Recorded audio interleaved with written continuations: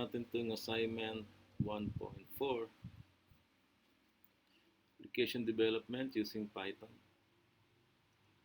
If I leave my house at 6:52 a.m. and run 1 mile at an easy pace, so easy pace means yung speed, 8 minutes and 15 seconds.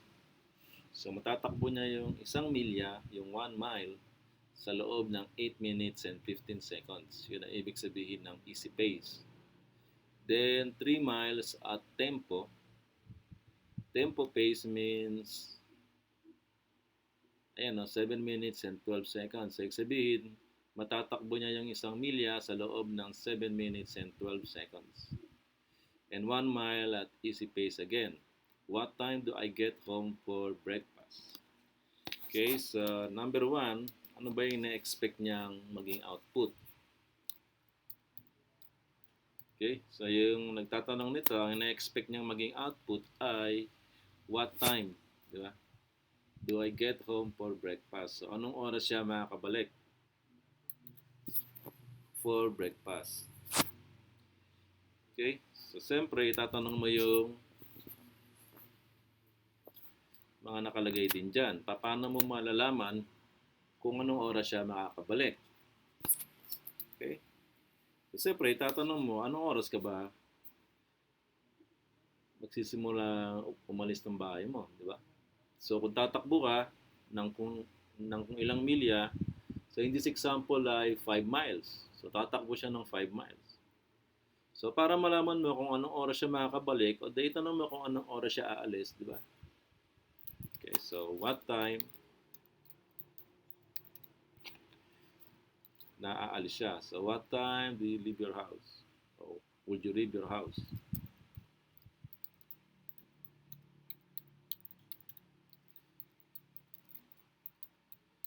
Okay, di ba? So, ayan ang unang question. Okay, again, kaya tayo nagtatanong ng mga ganyan para masagot natin yung question niya kung anong oras siya makakabalik for breakfast. So, siyempre, unang-una, itatanong mo kung anong oras siya alis. Then, kung ganong kalayo ang tatakbuhin niya, di ba? So, pag nalaman natin yon kung anong oras siya aalis at kung gaanong kalayo ang tatakbuhin niya, masasabi na natin kung anong oras siya makakabalik. Okay? Okay, una muna, sabi niya, tatakbo siya at an easy pace. Okay? Run 1 mile at an easy pace. Okay, copy mo dito. Copy. See, so from that information, magbuo ka ng question. So, tatakbo daw siya ng 1 milya. So, ang question din is, how many miles?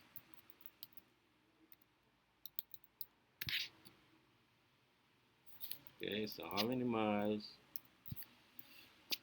would you run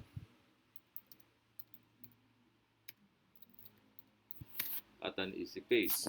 Okay? So, from this problem statement, nakasulat din naman doon kung anong ibig sabihin niyang at an easy pace. So, ibig sabihin daw niya ng at an easy pace ay 8 minutes and 15 seconds per mile. Okay? So, second question, tempo. Then, 3 miles at tempo pace or tempo. Okay, so i-copy mo na lang yan. Same question din, pero this time, same form ng question, pero this time, ang gusto mong malaman, kung ilang milya tatakbuhin niya at tempo pace. So, yung tempo raw, mas mabilis ng konti because from this information, mas mabilis siya ng 1 minute, di ba? Or almost 1 minute. Kasi ang speed niya is 7 minutes and 12 seconds per mile. So, sa madaling salita, mas mabilis. Okay? Ayan. Then lastly, wala na kasi ang susunod ay 1 mile uli at an easy pace again. Okay? So yan ang mga tatanong mo. Then yung mga questions mo na ipoprovide ng user, yan ang tinatawag nating input. Okay. So, medyo ikuanin nyo na yung utak nyo na pag sa programming, ang tinatawag na input, yung itinatype, yung ini-enter, nang gumagamit ng program. Okay, again, nang gumagamit ng program. Okay, halimbawa, nakagawa na tayo ng program. O, yung mga program natin, nanghihingi ng information. O, yun ang input. Okay, halimbawa, ang program natin ay merong isang form. Merong isang, halimbawa, nag-enroll ka, merong registration form. Di ba may mga information kang pipilapan doon? Ang magpipilap nun, yung gumagamit ng program, di ba? O, yun ang tinatawag na input. Okay? Then, yung iba mga information dyan, hindi na input yun. Yun yung mga given items na. For example, ano ba ibig niyang sabihin ng easy pace? Ang ibig niyang sabihin niya na speed. Na makakatakbo siya ng 1 mile sa loob ng 8 minutes and 15 seconds. Okay? So, although, iisipin mo na input siya kasi gagamiting information niya ng program mo para ma-compute natin kung anong oras siya makakabalik, di ba? Pero sa point of view ng programming, hindi input yun. Okay. Miski naman sa pag nag-compute tayo sa math, di ba? So yan, i-consider na yan ng mga given items o mga constant. Well, not actually constant. Pag ang constant, na example, yung mga variables na may constant na value. Halimbawa, pi. Hindi naman nagbabago yung value ng pi, di ba? O yun ang constant. Okay, so tatawagin natin to yung mga given items dyan sa problem statement. Okay, so mga given dyan ay yung easy pace. Okay, so ang easy pace daw ay 8 minutes. 8 minutes and 15 seconds per mile. Okay? Paano ko nalaman na 8 minutes and 15 seconds? Hindi ba pwedeng 8 hours and 15 minutes? Diba? Common sense na lang. Isang milya, tatakbuhin mo ng 8 oras. Walang sense yun, di ba? So, most probably, ang ibig sabihin niyang 8:15 na yan ay 8 minutes and 15 seconds. Okay? So, second information na nakita natin dyan ay yung tempo pace. So, at tempo, ang speed niya ay 7:12. So, again, 7 minutes yan and 12 seconds, di ba? Per mile. Napaka-absurd naman na tatakbuhin niya yung 1 milya ng 7 oras, di ba? Okay? So, yan. Yan ang mga information na nakuha natin. So, ang ipapakita nating output ay anong oras siya makakabalik. Okay? So, dito sa sample na question dito, aalis daw siya ng 6:52 a.m. Okay, lagyan natin. Again, sample yan ha. Hindi niya ipipix na value yan. Sample yan. Depende pa rin dun sa gumagamit ng program kung anong oras siya aalis. Di ba? Hindi naman lahat ng tao pare-parehong aalis ng 6:52 a.m. So, depende dun sa gagamit ng program. Halimbawa, aalis siya ng alas 5. Ang point dito, huwag niyang i-fix yung value na kung anong oras aalis. Example lang tong 6:52 a.m.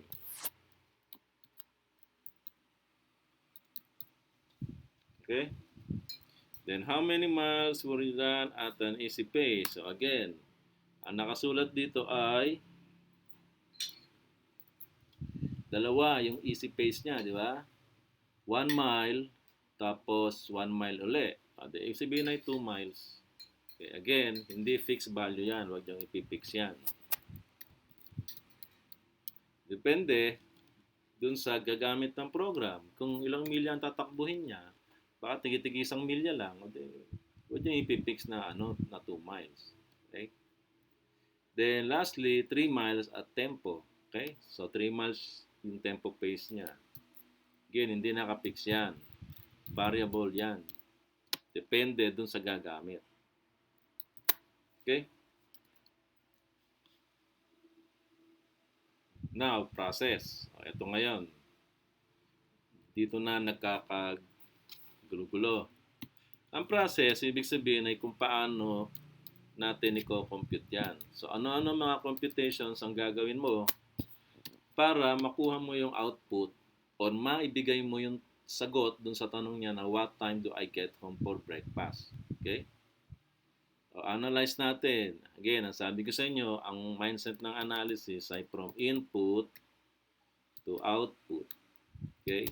So, magmula sa input, ano-ano mga information yung dala mo. Then, papunta dun sa output. Dun sa mga bit-bit mong information, paano mo masasagot yung question niya na kung anong oras siya makakabalik. Di ba?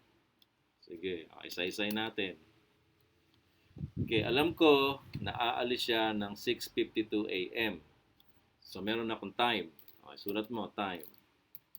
Meron kang time na yung 6 ay hours. Okay, so yung hour value mo ay 6. Okay, so ilagay muna natin dito.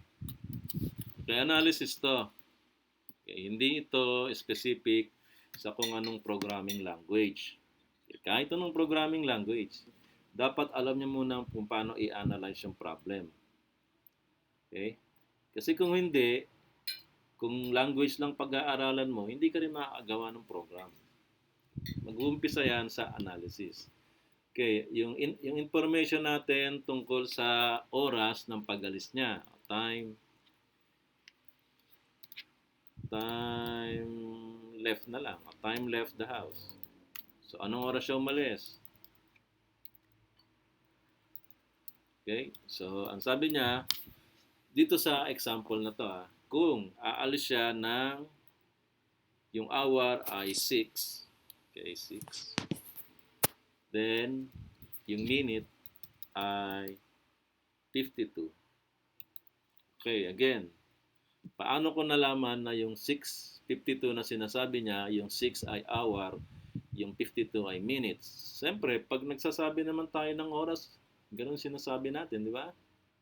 Kung yung hour at saka yung minutes. Hindi na naman natin ini-specify yung seconds, di ba? At imposible naman, anong oras ka alis ng bahay mo? 6 minutes and 52 seconds. Hindi naman ganun, di ba? So, yung 6 na yon, yun yung oras. Yung 52, yun yung minutes.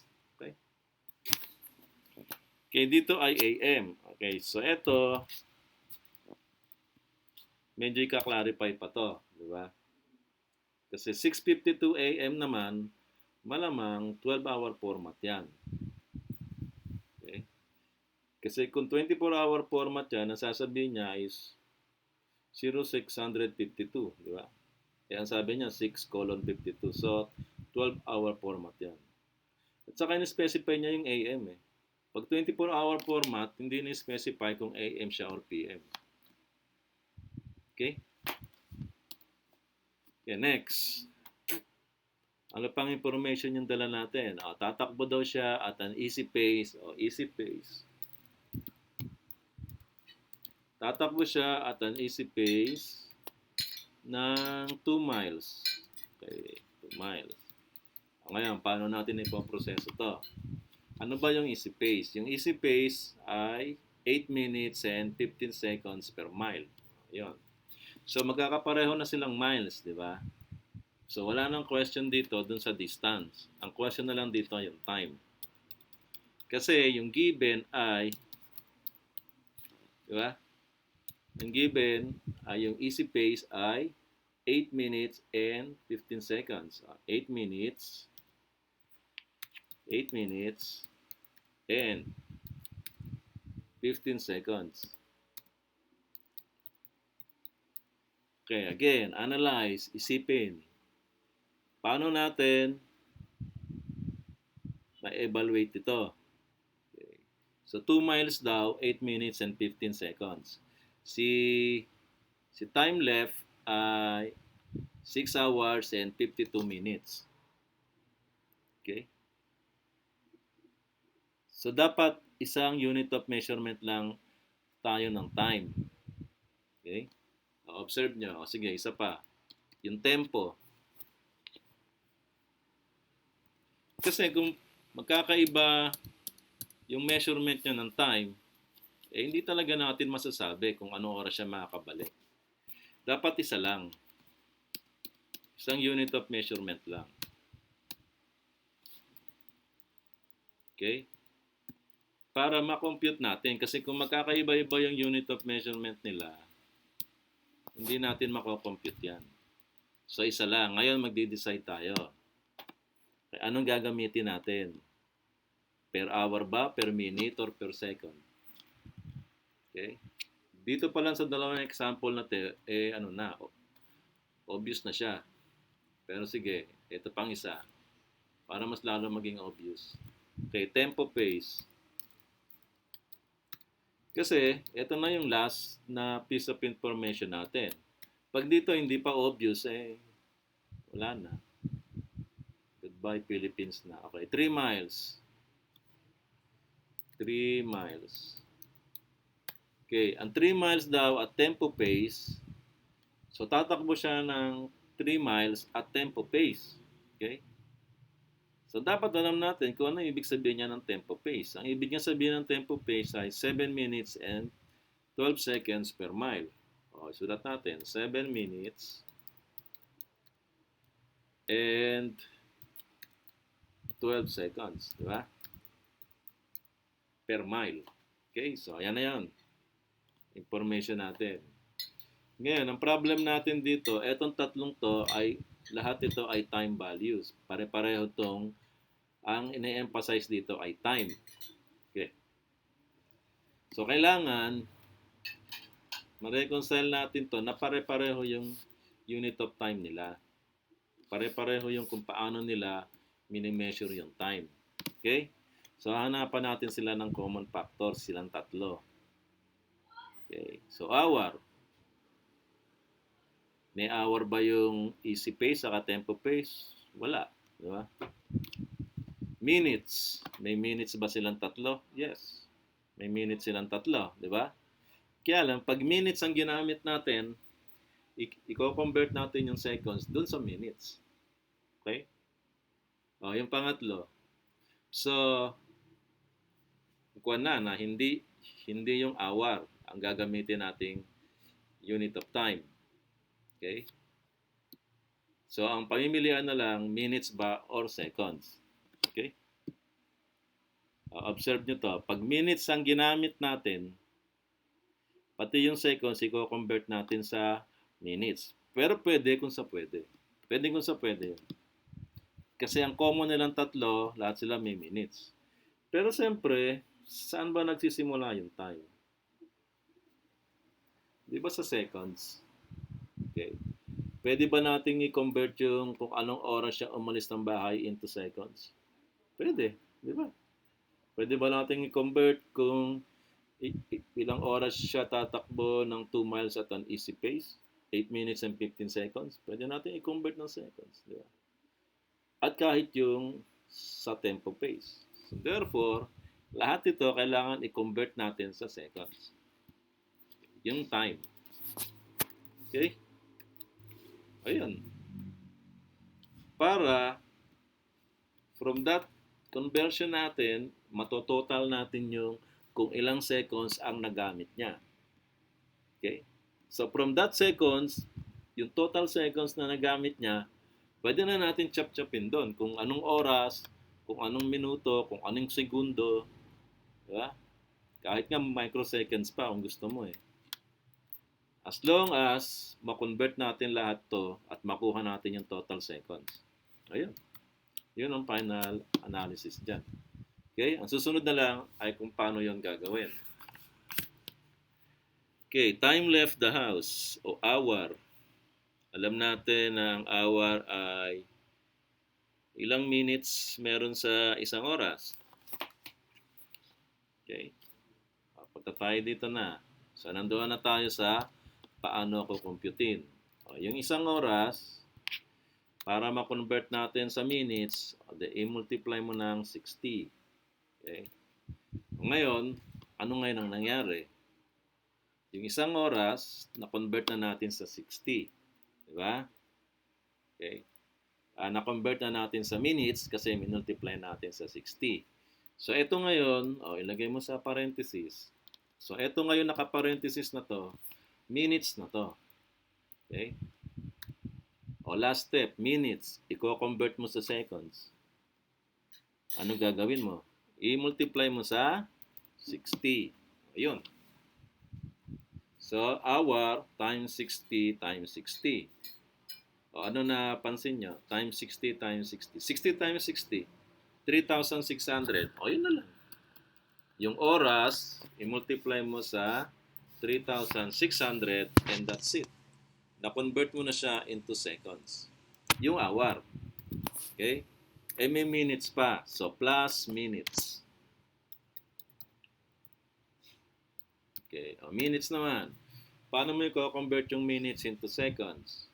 Times 60. Kasi may 60 seconds in 1 minute. Okay? Then, na-convert na natin sila ng seconds. Lagay nyo sa parenthesis. Then, i-add nyo silang dalawa. Meron na tayong total seconds kung anong oras siya umalis ng bahay. Di ba? Ganun din ang gagawin nyo rito. Okay, at an easy pace, 2 miles. So, ang sabi dito, ang easy pace daw ay 8 minutes and 15 seconds per mile. Okay? Ganun din ang gagawin natin. Meron tayong minutes. So, i-convert natin yung minutes. So, minutes times 60. The seconds na siya. Diba? Okay, next. Yung seconds, hindi mo na i-convert yun. Plus seconds na lang. Ayan. May total seconds na tayo. Kung ilan ang tatakbuhin niya. Ayun pa pala, merong kung ilan. Di ba? So, ipasok nyo sa parenthesis, i-enclose nyo sa parenthesis, itong computation nyo ng minutes plus seconds. Then, i-multiply mo yan kung ilang milya siya tatakbo. So, times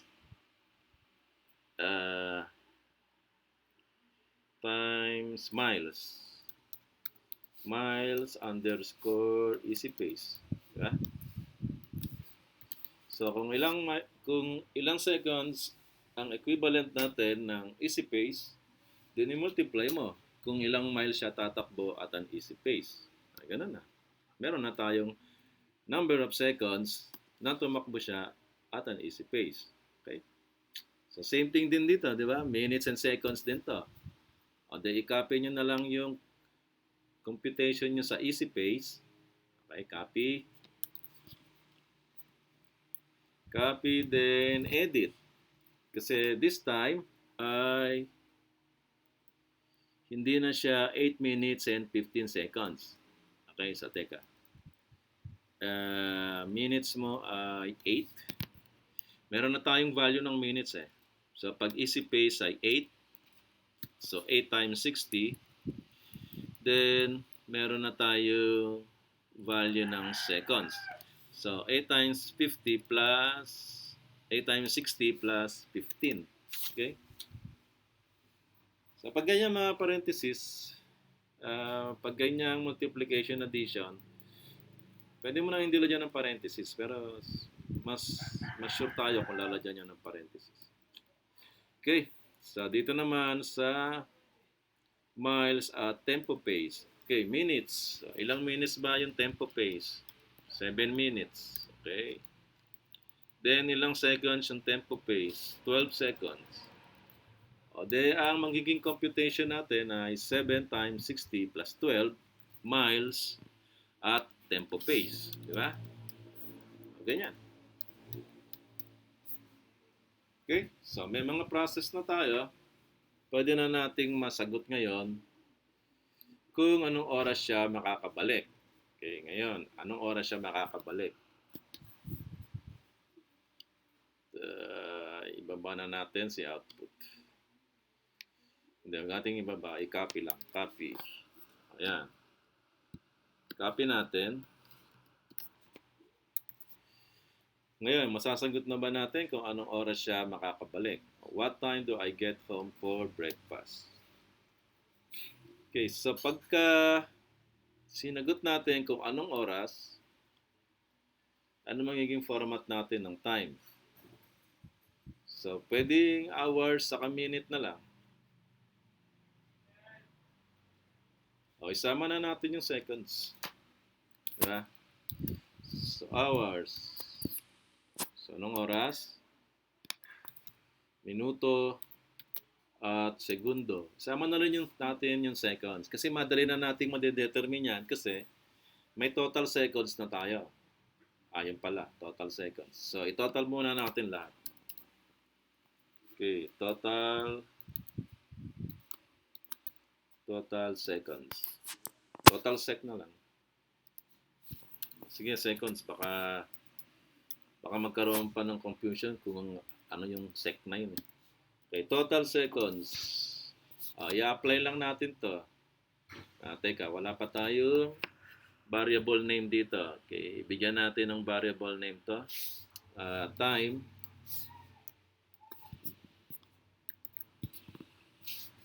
live. Time live na lang. Sabihin, anong oras siya alis or umalis ng bahay. Okay? Double check. Hour. Okay? Magiging seconds ba siya? Yes. Then, minutes times 60, magiging seconds. Tama. Then, eto. Gawin din natin ng variable name. So, time easy pace naman. Easy pace.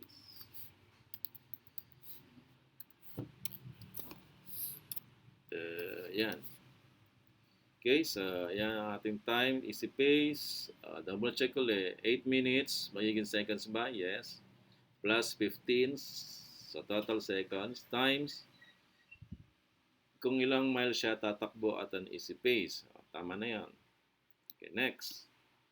Ito naman, bigyan natin ng variable name. So lahat to is unit of time, di ba? Kaya yung variable natin ay inuunahan natin ng word na time. Ito naman, time, tempo, pace. Okay. So yan, may mga variable names na tayo. Okay? Dahil may mga variable names na tayo, pwede na nating computein yung total seconds. Okay, paano? I-add lang natin itong tatlong to. Dahil itong tatlong to ay nasa seconds na, o di i-add lang natin sila. Diba? Okay, sige. Time live plus time easy pace. Okay, plus time tempo pace. Okay. So, importante na maintindihan niyo siya bawat isa kung paano tayo naka-arrive sa ganyan. Kasi madali lang naman siya. Kaya lang siya umihirap pag tiningnan mo ng isang buuan na ang tingin mo ay napakadami.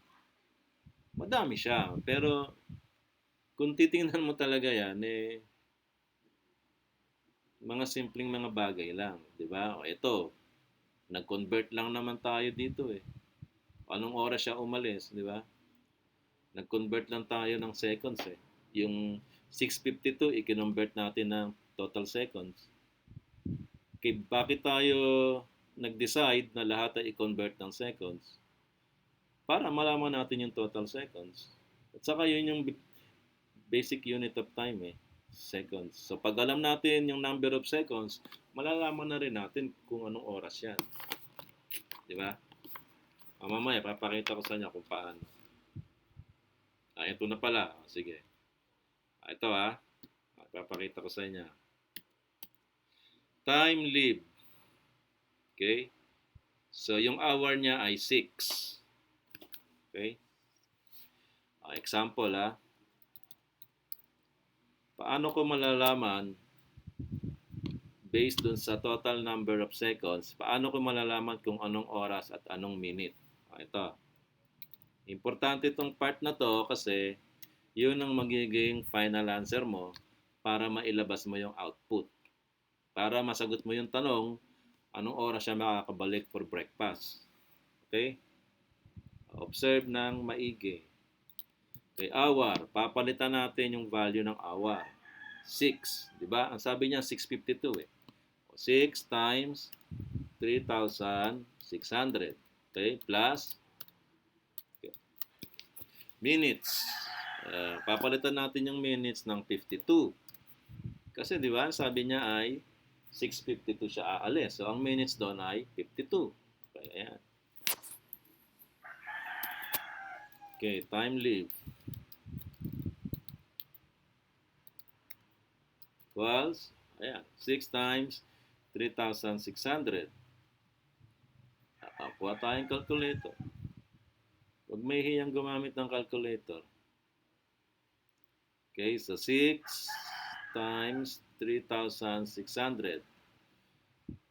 O, alam na natin kung bakit 3,600, di ba? Kasi meron 3,600 seconds in 1 hour. Paano natin nalaman yun? Kasi meron 60 seconds in 1 minute at meron 60 minutes in 1 hour. So, 60 times 60. Okay? So, naging total nito ay 21,600 seconds. Okay. So, lagyan natin dito. 21,600 seconds. Yung 6 times 3,600. Okay, next. 52 times 60. 52 times 60. 3,120. Okay. Okay natin. 3,120. Ngayon, add na to. Okay, time leave. Okay, addition na. 21,600 plus 3,120. Meron na tayong 3,120. So, i-add na lang natin yung 21,600. Okay? 24,720. Okay. So, time leave, 24,720 seconds. Ngayon, ito na ngayon. Babalik ngayon natin. Okay, ang sabi sa atin, aalis ako ng bahay, 24,720 seconds. Anong oras yun? Anong oras siya umalis ng bahay? Aalis ng bahay. Di ba? Okay? Seconds muna, i-convert muna natin sa hours. So, hour. Hour is equal to time leave. Anong oras daw siya umalis? Okay? Convert natin sa minutes. Okay, observe ba? 60 minutes in 1 hour. So, para itong seconds na to ay makuha natin yung hour. Okay? So, i-divide natin to sa saan natin i-divide yung seconds para makuha natin yung number of hours. Ayun, i-divide mo kung ilang seconds meron sa isang oras. 3,600. Okay? Hour. 24,720 divided by 3,600.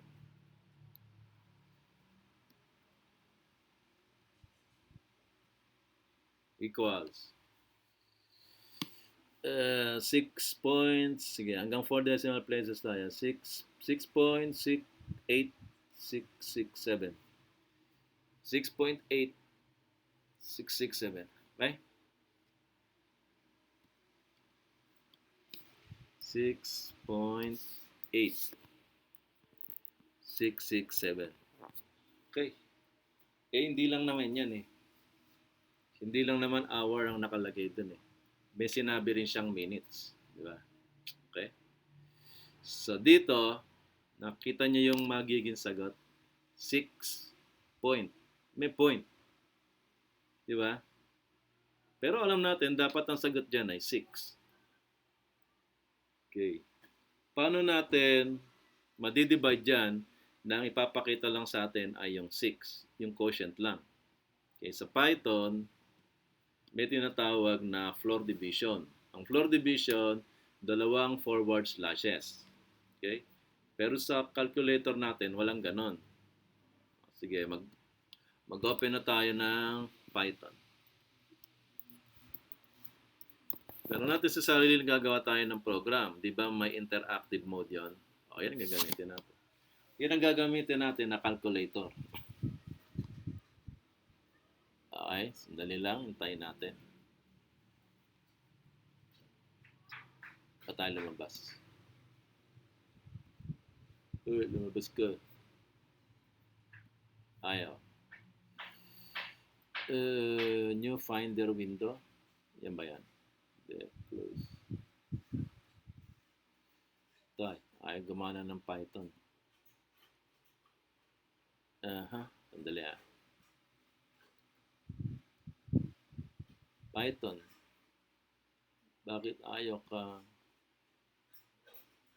new file? Di, wala yung shell natin. Dito. Yung shell muna ay ito. Naka-minimize pala eh. Hindi nagkasalita si Python. Okay, naka-minimize pala siya. Kanina pa pala siya nakabukas doon sa, sige. Sorry naman. Ayan. So, yan ang una nating makikita pag binuksan natin yung ating Python. IDLE shell. Okay? Python 3 ito, variant 0.9. Okay, so gagamitin natin na calculator ay ito. Okay, ano nakalagay? Time live ay sandali. Pa-shortcut tayo dito eh. Baka sabihin niya nagmamagic. Ayan. Ang time live natin ay ano ba yan? 24,000 sorry. 24,720 okay, divided by 3,600. Ngayon, dun sa standard na calculator, ang lumabas ay 6.8667, di ba? Okay, so gagamitin natin itong interactive mode ng Python IDLE. So 21,600 divided by 3,600 seconds. Okay? Ang inilabas nito ay 6.0. Okay, again, medyo tama siya kasi 0.0 lang pinakita, di ba? Pero ang gusto natin talagang yung 6 lang ipapakita niya. O yun nga yung floor division. Sa Python may floor division. 21,600. Ito kasi, itong ipinakita ng 21,600 divided by 3,600, yan ang tinatawag na decimal number. Yan ang talagang decimal number. Okay? Ngayon, pag floor division ay dalawang forward slashes. Ayan. Ayan tinatawag na whole number. Okay. Okay. Pero sa programming, di ba, magkaiba tawag dyan. Okay. So, etong walang decimal point, ang tawag sa programming ay integer or whole number. Etong may decimal point, ang tawag sa programming ay floating point decimal number. May decimal point kasi. So, ang kailangan natin gamitin para makuha natin yung hour ay floor division. Okay? So, balik tayo dito. Floor division. Okay? So, ang mangyayari dyan, yung eksaktong 6 lang ang ilalabas niya. O, di may value na tayo sa hour. So, ngayon, sa minutes naman. Minutes. Okay, hindi ko ginamit yung min kasi sa Python, may gumagamit na command, yun na min. Sabihin ng min sa command ay yung minimum o yung mas maliit o yung pinakamaliit. Okay? So, ang gagamitin natin na variable name ay means para sa ating minutes. Pwede rin namang minutes. Sige. Kumpletuhin na natin. Baka karoon na naman ng confusion dyan. Minutes equals. Okay. Ano nga yan? Time live. Okay. Yung value daw ng time live, paano ko naman makukuha yung minutes dyan? Okay. Paano ko makukuha yung minutes dyan? Okay. Observe. Yung hour, kaya natin nakuha, gumamit tayo ng floor division at ang lumabas ay eksaktong 6. Walang decimal point. Diba? Eksaktong 6.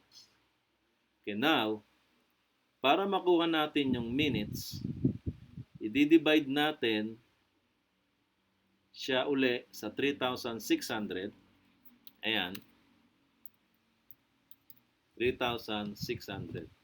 Pero ang gusto natin na makuha ay yung remainder.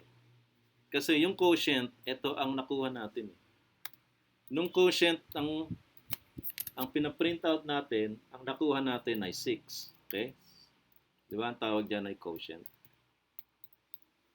Okay, so this time, para makuha natin naman yung minutes, di ba na-convert na sa hour yung 24,720. Di ba?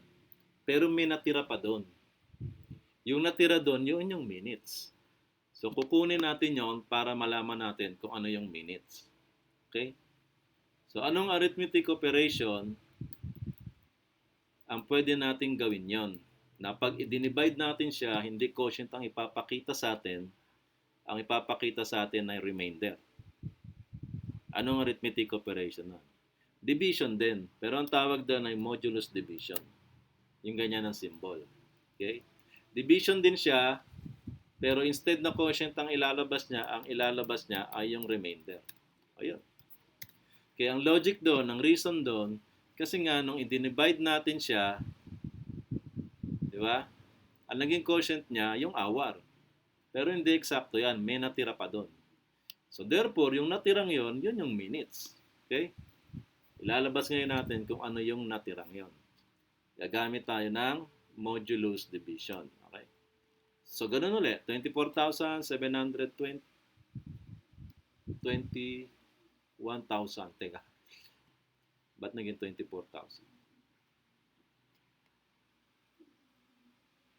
24,720. Dali. Mali pala to. 24,720. Ayan. Pero 6 din yan kasi kung i-divide mo yan, 6 ang quotient dan plus remainder. See? 6 pa rin. Kasi still, ganun pa rin, dapat makuha natin yung remainder. So, magdi-divide pa rin tayo ng 24,720 pero modulus division para yung remainder ang ibibigay sa atin. Okay? So, ang remainder niya raw ay 3,120. Okay. Ang sinabi niyang remainder niya ay 3,120. Paano yan? Akala ko ba yung remainder niyan ay minutes na? Bakit 3,120? Ano ibig sabihin ng 3,120?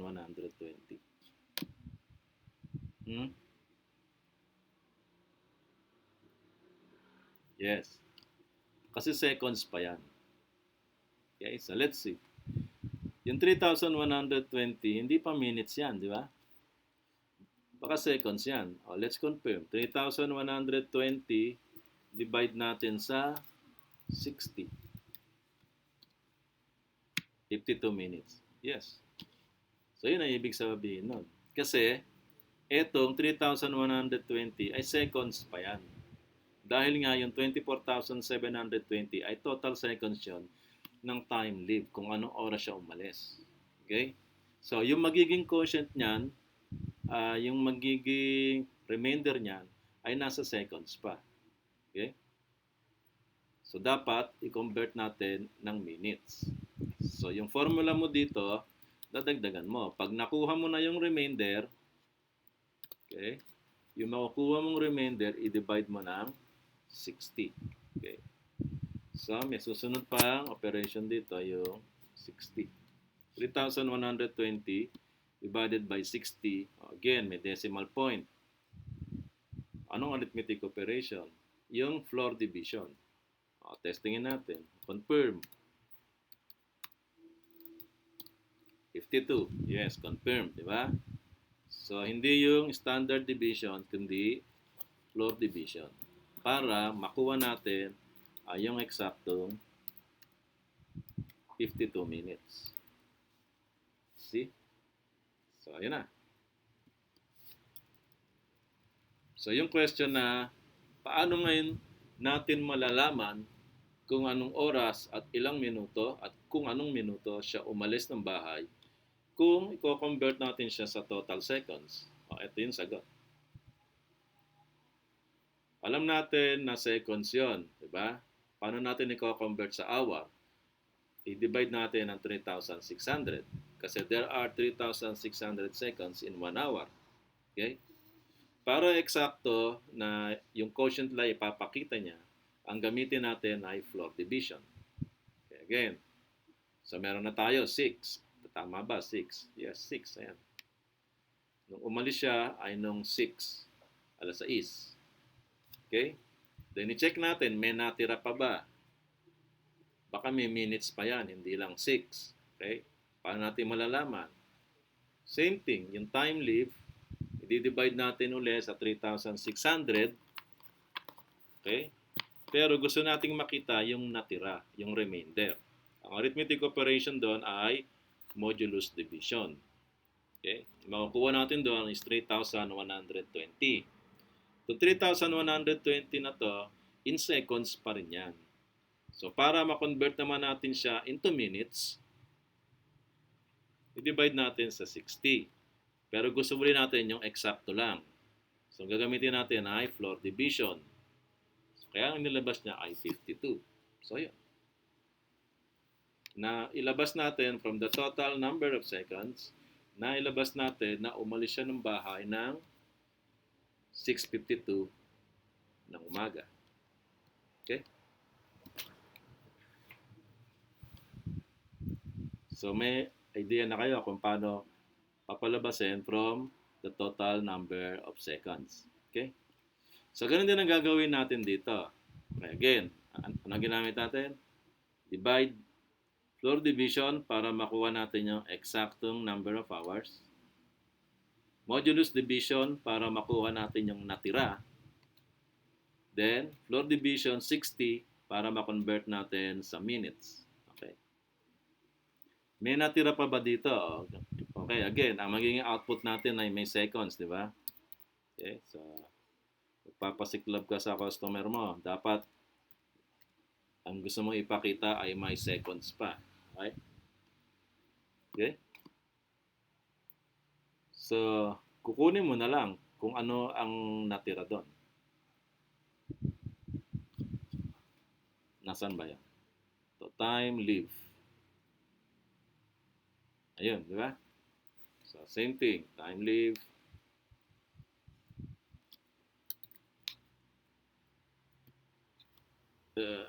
B. Okay? Minutes yan. Di ba? Now, hindi mo gustong makita yung minutes. Ang gusto mong makita kung may natira pa. So, 3,120. Ano gagamitin natin? Modulus division. Malalaman natin kung may natira pa. Okay? Testing. Confirm. 3,120. Modulus division nasaan? Ayan. 60. Wala na daw natira. Okay? So, ang seconds natin ay 0. Okay, now, reminder lang. Maraming nagkamali kasi. Yung ating time, yung hour, minutes, seconds, tig-2 digits yan. Okay?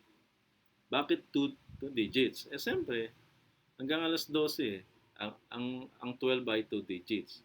Miski mag 24-hour format pa tayo, di ba? yung time, minutes, seconds, tigto 2 digits pa rin. So, ganun lagi gagawin nyo. Tigto 2 digits. Okay, hour, minutes, seconds. So, ibig sabihin niyan, tigto 2 digits. Okay? So, ano magiging answer niyan? Anong oras siya umalis ng bahay? O, yung hour mo ay 6. So, 06. Yung minutes mo ay 52. Then, yung seconds mo ay 0. Ayan magiging answer mo. 6:52. 00. Okay?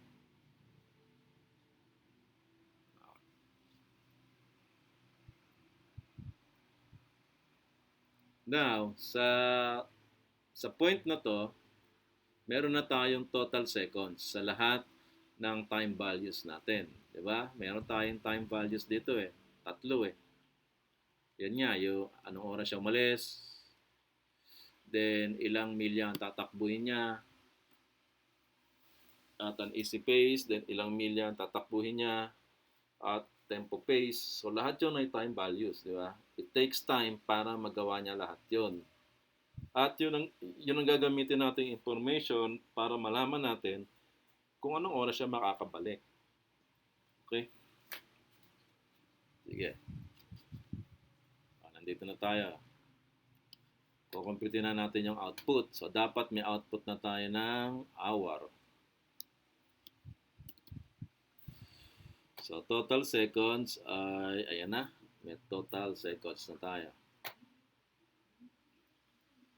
Para natin kukunin yung hour, minutes, at seconds. Okay, so sec na lang.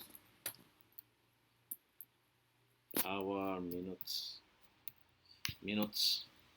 and seconds. Okay? Paano.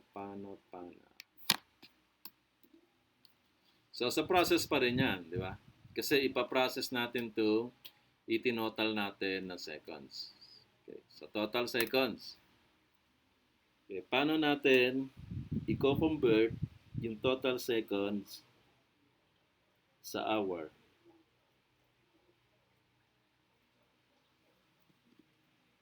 Paano? Okay, babalik doon. Ang ngodigo. Ayun na, may kodigo na. Ano tawag dito? Floor division 3,600. Okay lang yun. Basta alam nyo kung ano ang reason. Bakit niya i-divide sa 3,600. Okay? So, at this point, dapat alam nyo na kung bakit. Diba? Kasi, there are 3,600 seconds in 1 hour. Yan. Bakit floor division? Kasi ang gusto ko yung eksakto lang ipapakita niya. Yung quotient lang. Walang decimal point. Okay? Sige. The next ay minutes. Paano ko kukunin ng minutes dyan? Yung hour. Okay. Babalik na naman dito. Mga ngodigo. Ayun. So, kukunin ko muna kung ilan ang natira nung i-divide ko yung total seconds sa 3,600. Then, pag nakuha ko na yon, i-convert ko na siya into minutes. I-divide ko siya sa 60.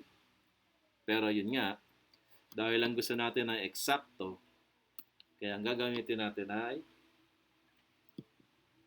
floor division 60. So, dito rin. So, dapat lang yung eksakto. Kahit sa seconds, eksakto pa rin. Baka magkaroon pa tayo ng microseconds dyan eh. Magka-problema pa kayo. Ano yung microseconds na naman? Okay? So, ganyan. Okay? Copy. So, same thing. Ito pa rin. Diba? Pero this time, ang gusto ko malaman ay kung ilan ang natira. Ilang seconds ang natira. Kaya ang gagamitin ko ay modulus division. Okay, so ito, ipina-finalize na natin. Okay? Then, Malamang tama yan kasi yung mga ipinakita ko sa inyo sa time lead ay tama na naipalabas natin na 6:52, di ba? So malamang this is correct.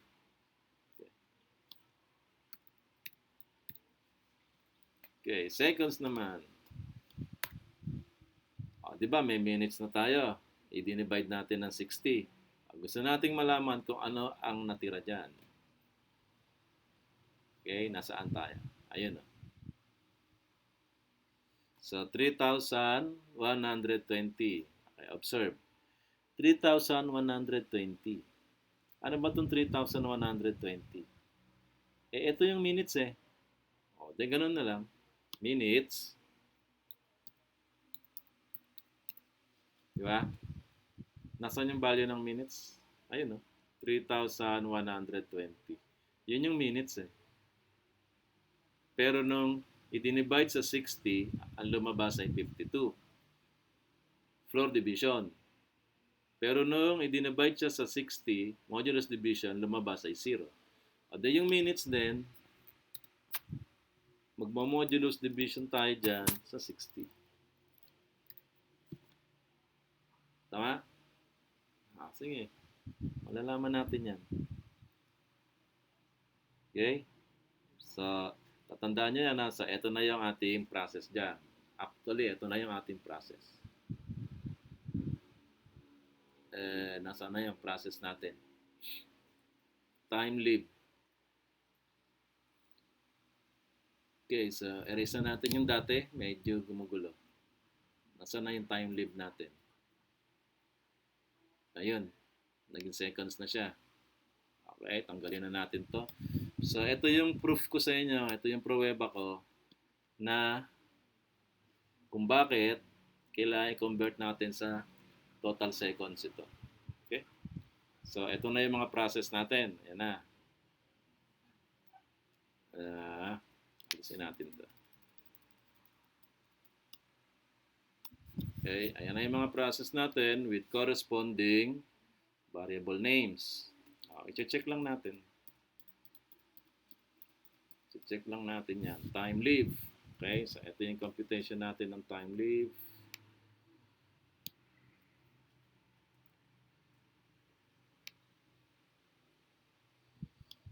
Okay, meron na tayong process para sa time, easy pace. Meron na tayong process para sa time, tempo pace. Then, i-add natin lahat yan. Meron na tayong process para sa total seconds. Then, para makuha natin yung hour, total seconds, floor division, 3,600. Then, meron na tayong process para makuha yung minutes and seconds. Okay? So, dahil dyan, pwede na nating i-print yan dito. Meron na tayong hour. Again tig to 2 digits yan Meron na tayong minutes. Meron na tayong seconds. Okay? May sasagot na tayo kasi nandyan na. Diba? Now, i-check ulit natin. Time, leave. Okay, yung oras natin ngayon ay hindi. Sa analysis pa lang naman to. Okay, so tapos na yung analysis part natin. Okay, so pupunta na tayo sa coding. I-code na natin siya using Python.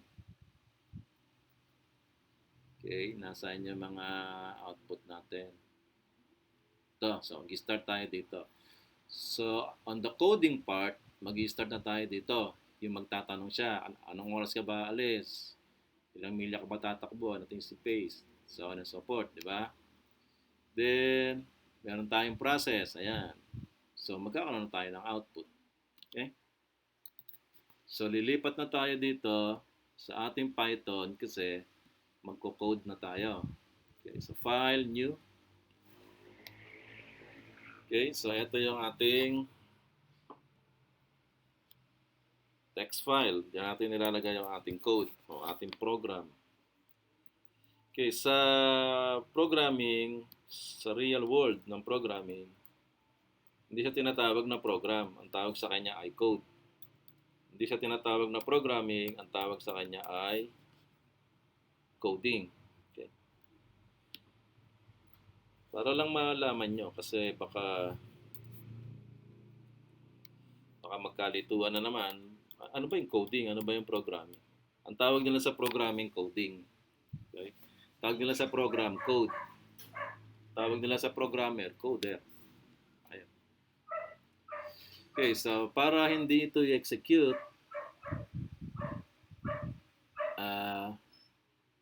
ito yung magiging input, ano, then output. Ito yung sample input. So, wag natin itong buburahin. Diyan lang siya. Okay? Ayan. Okay, so gawa tayo ng code. Anong oras ko ba aalis ng bahay? So, ano yung gagamitin natin? Input. Okay? So, i-type natin dun sa loob. What time would you leave your house?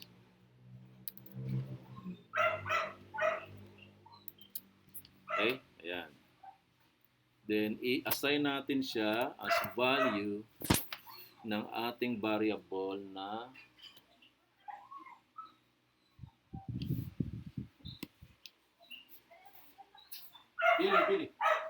Billy, dito.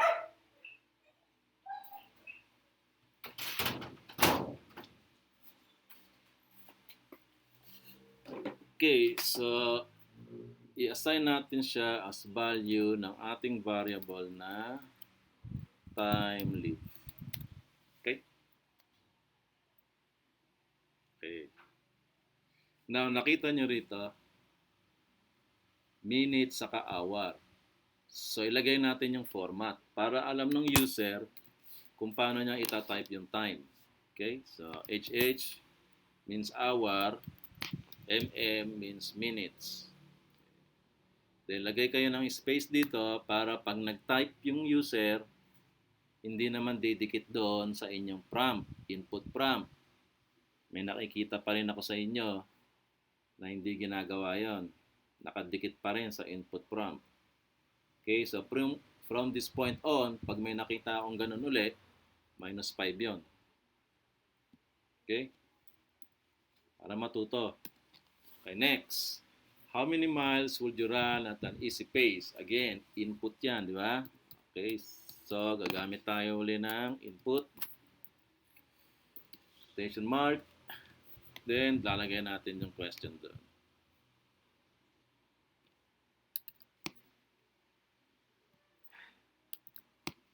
Okay, how many miles would you run at an easy pace? Then, lagyan ulit natin ng space. Again, gagamit tayo ng variable. Okay, ang variable na ginamit natin dito ay is time, easy pace. Okay, merong isang method ng pagbibigay ng variable name. So, instead na underscore, ginagamit ay pag two words na, yung first letter ng second word o ng succeeding words ay naka-uppercase. Okay? Kasi pag variable names ang ginagamit ay lowercase. Tatandaan nyo yan, ha? Huwag kayong gagamit ng variable name na naka-uppercase, lowercase. So, bakit hindi ba pwede na uppercase? Pwede. Kaya lang, sa best practice ng programming, pag variable name lowercase, may reason dyan, especially pagka may mga function names na, object names, methods, marami ng mga names dyan. So, para madaling ma-identify, madaling ma-recognize, pag variable, lowercase. Ngayon, pagka ang variable name mo consists of more than one word, 2 words or more, okay, ang gagawin mo, yung first letter ng second word or succeeding words ay naka-uppercase. Okay. So, pwede rin naman yung kanina, naka-lowercase lahat, pero instead na space, gagamitin mo ay underscore. Okay? So, ako, ginagamit ko ay yung ganyan. Ang tawag dyan ay camel caps. Sabihin ng camel caps, nakadiretso, then may humps, dahil naka-uppercase, di ba? Nakadiretso, then may humps, kung may uppercase na naman. Tinatawag siya na camel caps. Okay, so camel cups. So ako, ganyan ang ginagamit ko kasi mas nadadalian akong mag-type. Kasi pag underscore, magshi-shift key pa ako, di ba? Shift, tapos, yan, hindi na. Magshi-shift man ako, pero ang lapit na lang sa pagitan ng mga pipindutin ko. Hindi pares ng underscore nasa may bandang itaas yan eh. Bandang itaas, kanan, bandang dulo, di ba? Okay. Pero nasa sa inyo na rin kung mas gusto nyo ng ganyan, may mga underscore or yung camel caps. Okay? Okay, number 2, time. Time is space. Okay?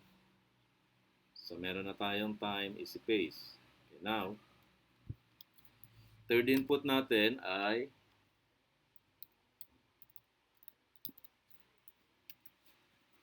how many miles would you run at tempo pace?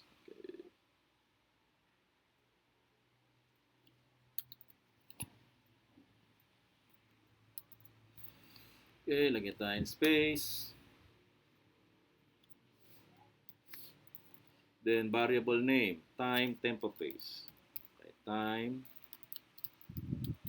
tempo pace. Okay, pa-process na natin. Okay, ang unang magiging issue dito ay yung time leave. Kung anong oras siya aalis ng bahay. Bakit magiging issue? Magkasama yung hour saka yung minutes. Okay? So, dyan pa lang, paghiwalayin nyo na. Gagamit kayo ng slicing, string slicing, di ba? String slice. So, yung isang slice, yun ang magiging hour.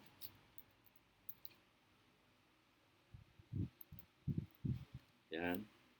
Yung isang slice, yun ang magiging minutes. Okay? Paano mag-slice? Pangalan ng input, time leave. Pangalan ng input kung saan manggagaling yung i-slice mo. Time leave, di ba? Then, dun sa loob ng square brackets, again, square brackets yan. Okay? Yung hours. So, index number. First character ay 0, then 1, 2, 3, 4. Okay. Pag index number, lagi nag-i-start sa 0. So, kukunin lang natin yung hour. So, mag-i-start tayo sa index number 0. Then, colon, mag-e-end tayo sa dito. Sa sa colon. Kasi pag dito tayo nag-end sa pangalawang digit ng hour or sa first digit ng hour, ang gagawin ng Python, hanggang dito lang kukunin niya and hindi kasama to. Okay, again, up to but not including. Hanggang dito pero hindi kasama. Ang gagawin natin, ito, specify natin ito. So hanggang dito pero hindi kasama to. Okay, ano yung index number nito? 0, 1, 2.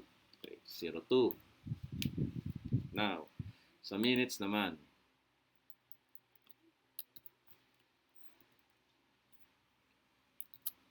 Okay, sa minutes naman, dito mag-i-start yung minutes, di ba? Anong index number niyan? 0, 1, 2, 3. Try 3. Start siya sa 3. Now, hanggang saan? So, 3, 4, dapat 5, di ba? Wala namang 5 ito eh. Okay. Pwede mo ring ilagay dyan 5. Pwede rin wala ka na dyan ilagay. Okay?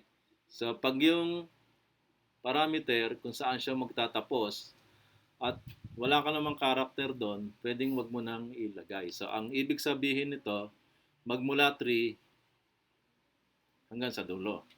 Okay? Then, ito naman, pag nag-start yung parameter mo sa 0, pwede rin hindi mo na ilagay. Pag walang nakalagay dyan, ibig sabihin, magmula sa umpisa hanggang sa index number 2. Okay? So, yan. Napaghiwalay na natin. Sa input na time leave, nahiwalay na natin kung alin doon yung hour, alin doon ang minutes. So, magkakaroon na tayo ng value nito hour, magkakaroon na tayo ng value ng minutes. Okay? So, gagawin na natin itong process. Okay, process natin is time lived is equal to hour times,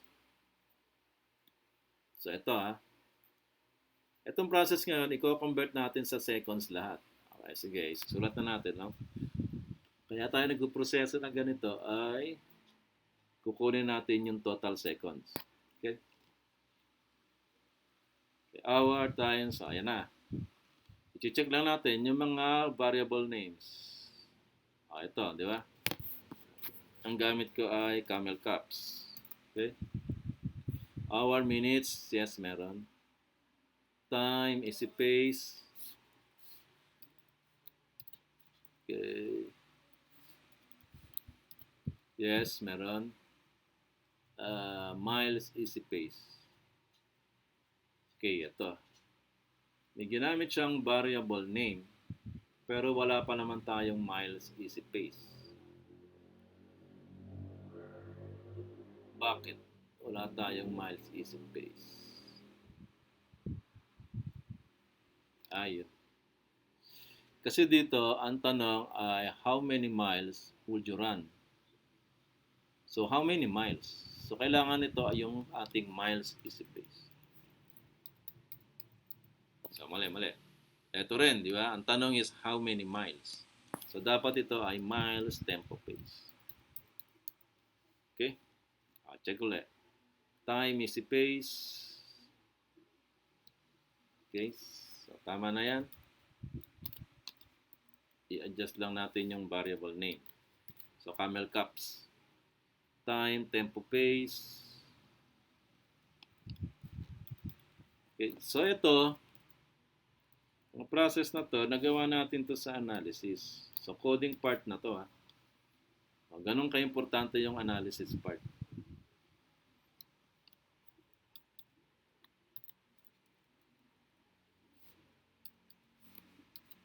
Pero kung genius kayo, hindi nyo na kailangan ng analysis part, sige lang, di ba? Mag-code na agad kayo. Pindot-pindot na agad kayo. Okay, time live. Pero hindi yun sa pagiging genius Para lang yun sa masiguro natin na talaga masosolve natin yung problem. Yun ang proper way para masolve mo yung problem. Yun ang problem solving. Okay? Hindi yung nagkaroon ka ng inspiration or may nagbigay sa'yo. Diba? Wala namang ganun Hindi mangyayari yan. Okay, hour. So dito, meron na tayong hour. Dito ngayon ay may hour na naman. So magkakaroon tayo ng conflict kasi pareho ng variable names. So, differentiate natin. Ito ay input hour. Ito input minutes. Okay? So, ngayon, itong hour na isa, ito ay output hour.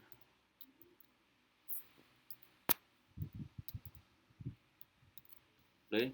Then ito ay output minutes. Okay? Seconds, wala naman siya ka-conflict dyan, pero ilagay na rin natin that this is output seconds. Okay?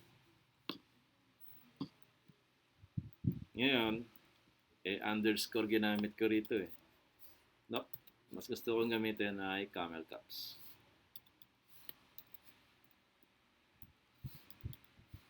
Kaya lang, nasanay ako sa underscore kasi yun ang turo sa akin.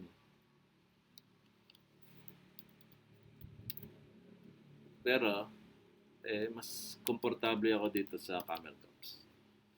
So, camel caps ang gagamitin. Output minutes.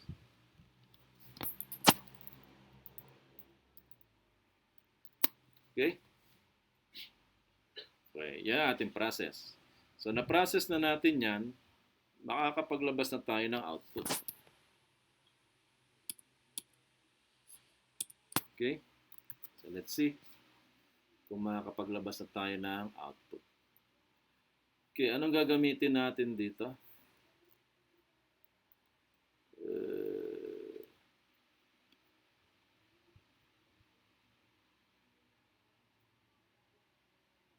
Print din, di ba? Print. Okay, print. Then, enclose natin sa parenthesis ito. Yan.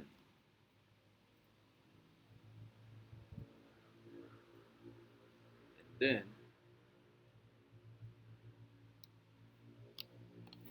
enclose natin sa quotation mark yung mga ilalabas natin sa screen na output. Okay, ito yung question, so sasagutin na natin yan. What time do I get home for breakfast? Okay, so time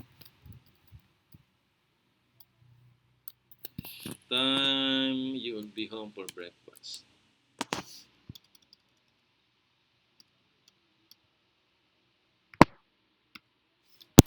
Time you are home for breakfast.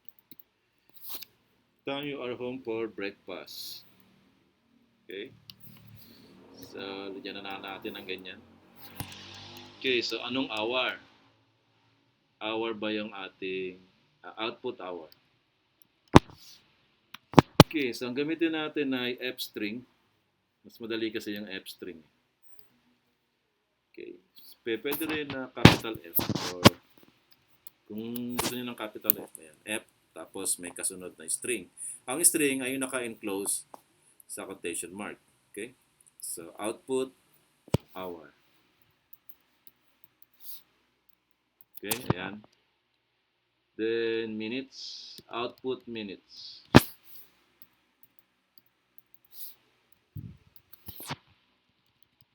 Okay, ayan. Then, seconds, output seconds.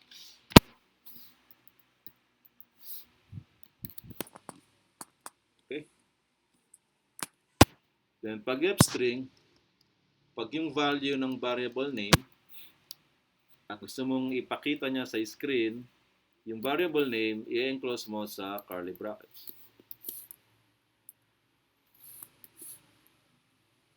So, lahat ng variable names, na ang gusto natin, yung value niya ang lalabas, i-enclose natin sa curly bracket.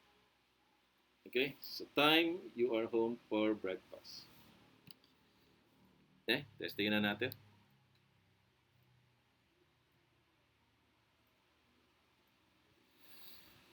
Okay.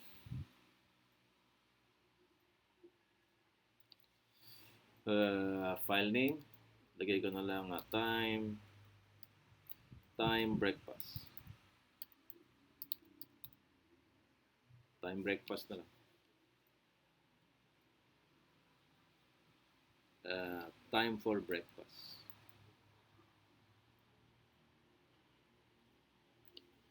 Time back. Time back breakfast. Time I will be back for. Time I will be back for breakfast. Pwede, ganun. Okay, save natin. What time would you leave your house? Okay, so yung example, 06:52. Okay. How many miles would you run at an easy pace? So, dalawa. How many miles would you run at tempo pace? Tatlo. Then, error. Okay. May error siya sa line 15. Ang nakita niya sa line 15 ay time leave equals R. Ayon sa process, yung unang process natin, yung time leave. Name error. Kasi daw yung variable name na hour is not defined. Name hour is not defined. Okay? So, check natin line 15, di ba?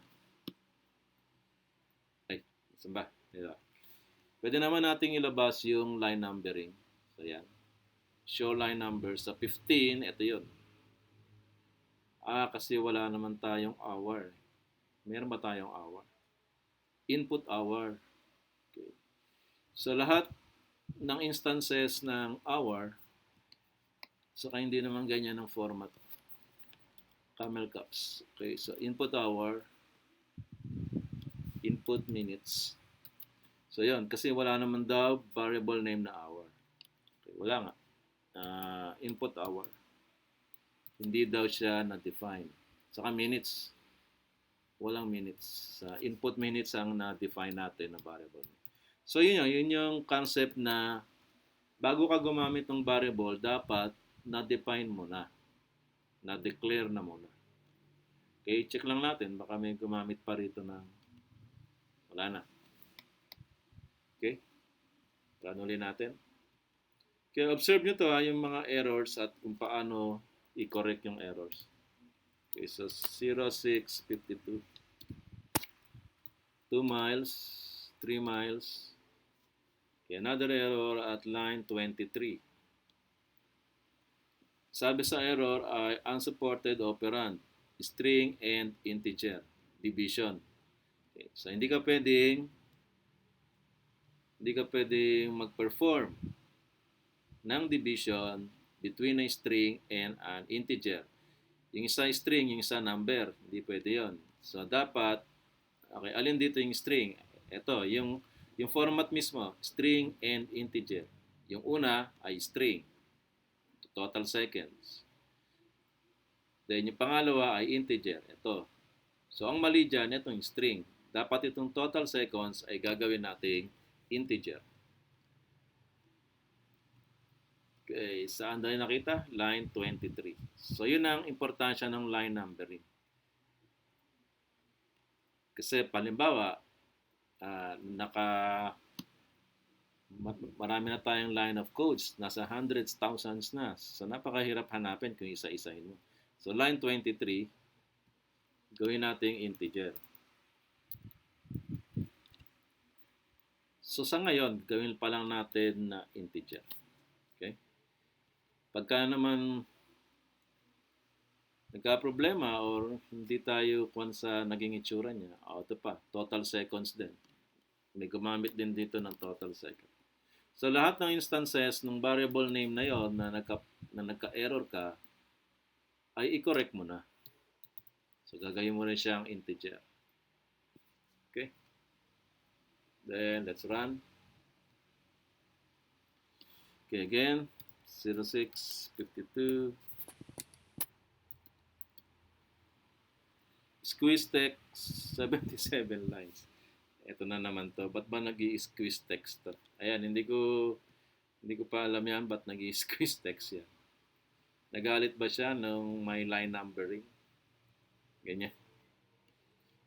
Sige, i-save natin na walang line numbering. 06.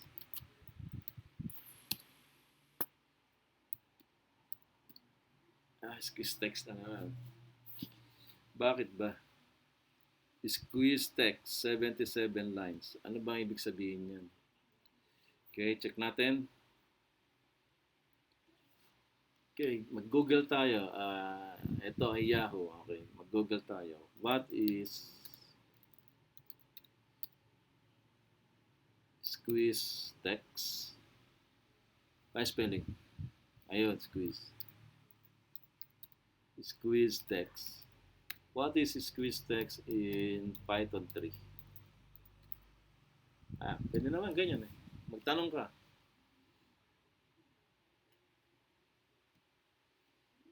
NumPy squeeze. Hindi naman eh. Ito. Python, IDLE automatically squeezes large amount of lines. Large amount? Kakonti-konti nito. Kakonti-konti yun eh. Sige. Check natin paano gagawin natin niya. Ang konti-konti na I've been working on a chatbot in IDLE using Python on my laptop. Everything works fine. But on my desktop, IDLE automatically squeezes the text. Okay. Does anyone know how to disable it? Sige, ayan. May mga answers. Still being refined. To disable, go to options, configure. Isa-isa na lang natin Options, configure, general, shell, auto squeeze. Ayun. Okay? Ang gagawin, options, configure, general, shell. Okay. Ganun lang. Options, configure. Wala namang configure dito. Dito. Ito, preferences. Nasaan yung configure? Hindi naman Dito, baka may squeeze text dito. Initial window size.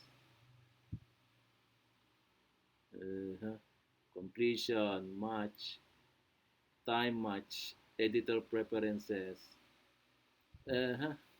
Format paragraph. Show line numbers in new windows. Okay, show line numbers. Maximum context lines. Ito squeeze, auto squeeze. 50 lines, i-auto squeeze niya na. Bakit naman? Okay, mga ganong kalalaki pang programs magagawa natin.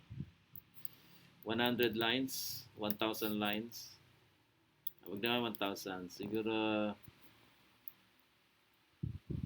sige, start tayo sa 100 lines. Then, pag nag-auto squeeze pa uli, ano nyo na lang yan, adjust nyo na lang yan. Okay? Apply. Then, okay. Okay? Ay, pakita na natin yung line number. Ayan. Kala ko sa line numbers Okay, so ayan. Pwede naman kayong mag-search dito kung bakit siya naggaganon.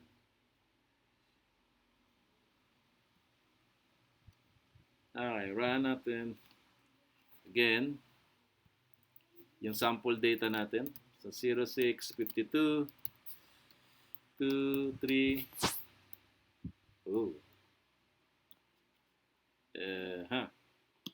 Time you are home for breakfast. Ano kayang time to? Okay, so check natin. Mali yung ating process. Bakit gano'n ang pinakita niya? Okay, now, check natin yung output process natin. So, ito na yung output process natin. So, ite-testingin natin yan. Huwag muna nating ilabas yung ating output print. Okay? Check muna natin to. Ano ba yung lalabas na output hour? Okay, paano natin i-check? Tingnan tayo ng print. Print. Okay. Semicolon. Mag-semicolon na lang tayo dito para alam natin kung ano yung tinetesting natin. So, testingin natin to kung ano yung ilalabas niya. Ayan. Okay. Then, copy-paste. Testingin naman natin to kung ano ilalabas niyang output minutes. Ayan, bagong style na naman yan. Pwede kayong gumamit ng semicolon para nasa isang line lang. Kaya ang tawag dyan ay inline coding. Nasa isang line lang. Okay? So kung nasa isang line lang, to separate one statement from the other, lalagyan niya ng semicolon. Pero, hindi ko alam na meron to sa Python. Pero sa C language ay meron ganito. Well, pag wala, madali lang naman gawin. Ilagay natin dun sa ibaba.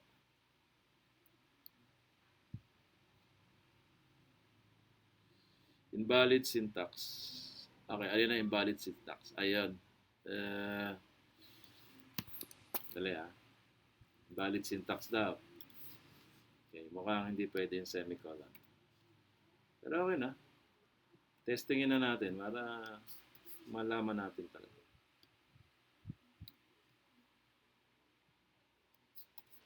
So, ginawa ko lang ay naglagay rin ako ng semicolon doon sa dulo. Di ba? Kasi yung semicolon is isang statement. Ito isang statement pero hindi ako naglagay ng semicolon. So, siguro, yun ang reason. Hindi niya alam kung saan mag-i-end yung statement na yun. Yes, yun nga ang reason. So lahat ng statement niyo lalagyan niya ng semicolon kung gusto niyo siyang nasa isang linya. Tawag na inline or one line. Okay, sample data 0652. Ganun pa rin. At dumami. Ito. Okay, ang una niya yung pinrint, yun, hour, ayun, see? So at least ngayon nakita natin kung ano yung error. So ito yung una nating print, yung hour daw. Pangalawang print, ito. So may problem tayo sa time leave, output hour. So output hour, check natin. Time leave. Okay, input hour, ayun. Okay na siya. Input minutes, ayun. So wala nang problema sa time leave. Dito tayo ngayon. Time leave, time is the pace. Okay, time tempo pace. Total seconds, ayun. Output hour. Ito.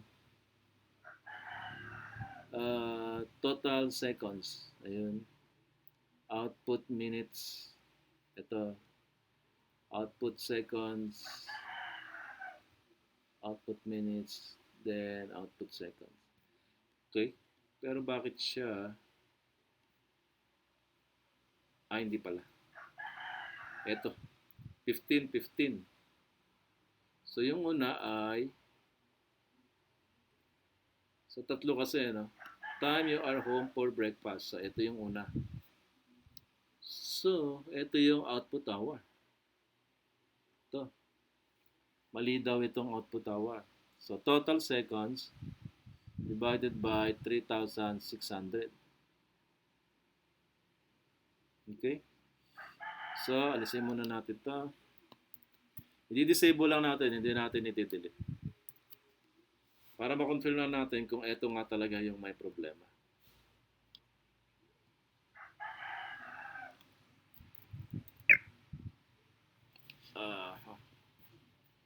Dali. Ayan. 06 52 2 3. Siya nga, di ba? So, siya ang may problema. Integer total seconds. Ito bang total seconds ay integer ba talaga yan? Okay. So, alisin muna natin to. I-disable muna natin to. Kumbaga sa circuit, i-disconnect muna natin siya. I-disconnect muna natin yung pyesa na yun. Total seconds. Tingnan natin kung ano ipiprint niya rito. Ano ba nakuha mong value at nagwawala ka ng ganon. Okay, so total seconds.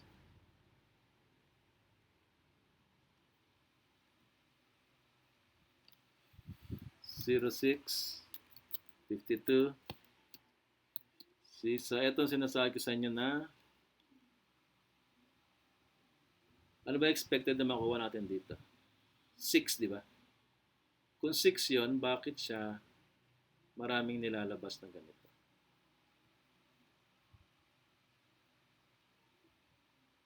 Total seconds niya, dito pa lang mali na. Okay, so nalalapit na tayo sa katotohanan. Gawin natin ay isa-isa. Yung process natin ng nagwawala. Okay. So, una, time leave. Okay. Ano ba ang nakukuha mong time leave? Okay. Print time leave.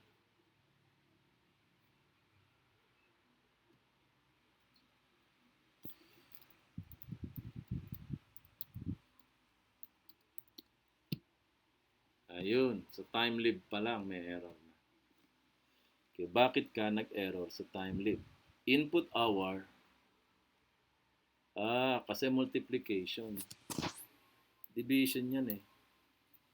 Tapos, gusto nating eksakto yung division, kaya floor division, di ba?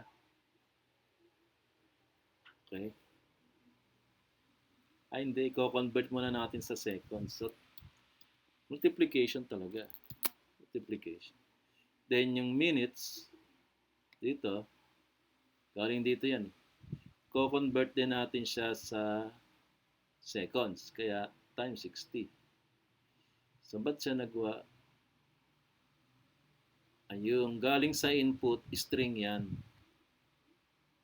Okay, ito Pag galing sa input, ito, input. Pag galing sa input command, okay, ang makukuhang value dyan ay string. Pag string, nakakita siya ng multiplication, ang gagawin niya ay repetition. So, yung nakuha niyang input hour, i-repeat niya ng ilang times? 3,600 times. O, ito yun. Ay, kaya pala Okay. Halimbawa, meron tayong string A or AA. Yung string natin, AA. Okay? Tapos, okay, so take note string siya. I-multiply natin sa 10. Okay, so ilang AA ang ipiprint niya? O, 10 AA, di ba? So, yun ang ibig sabihin niyan.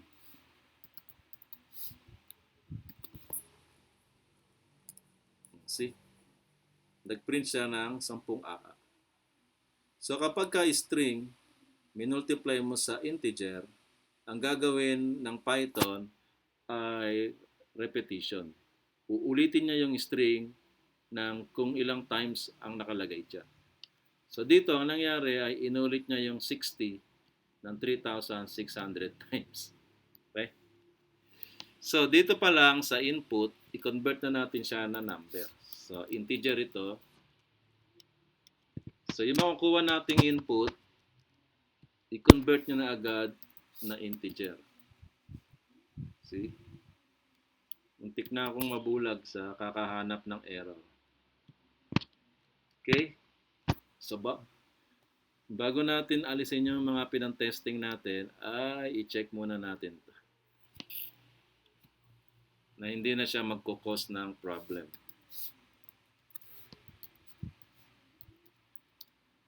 Yes, hindi na siya nag-cause ng problem. So, 24,720. Okay? So, pwede na natin silang alisin. Pati yung pinang-test nating print.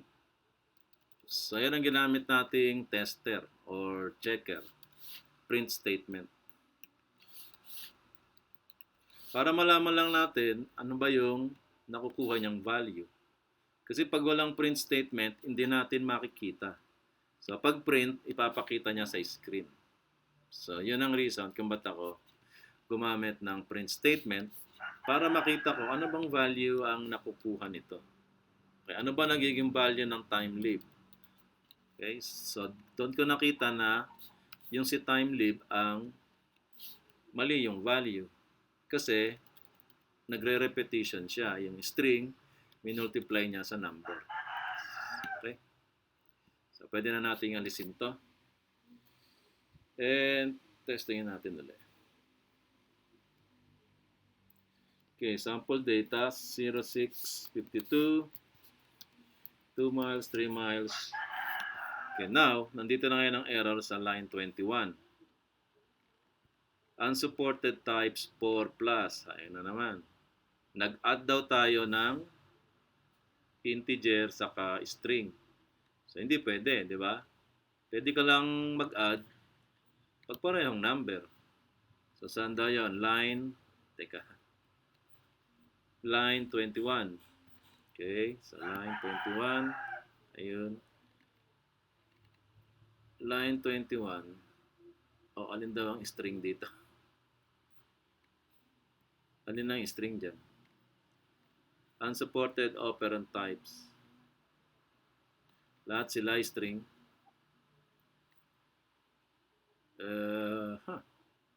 Time-lived. Hindi Integer na to Kasi yung input hour ay integer na, input minutes ay integer na. Okay? So, hindi na siya. Ano pa yung kasama? Time, easy pace. Time, easy pace ayun. Si time, easy pace. At saka kasi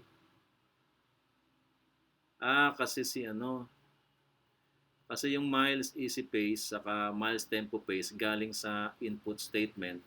So therefore, string yang mga yan. Gagawin na natin siyang integer. Yan dalawang yan. So sila ang may kasalanan. Kasi string sila. So siyempre, ang resulta makukuha mo dyan ay string din. Gagawin na natin sila ang integer pareho.